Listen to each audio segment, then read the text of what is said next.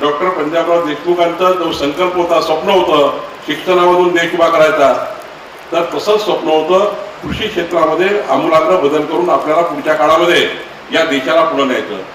शेतकरी शेतमजुराचा विकास झाल्याशिवाय भारताचा विकास होऊ शकत नाही. शेतकरी मजबूत झाल्याशिवाय भारत मजबूत होऊ शकत नाही. हा संकल्प डॉक्टर पंजाबराव देशमुखांनी आपल्याला दिला आहे.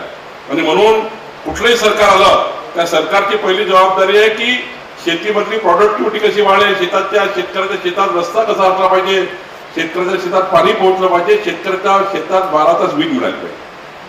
शेतकऱ्याला जर वीज दिली, पाणी दिली आणि रस्ता दिला तर शेतकरी हा आपल्या शेतातली प्रॉडक्टिव्हिटी वाढवेल, 1 लाख रुपये एकरी उत्पन्न वाढवेल.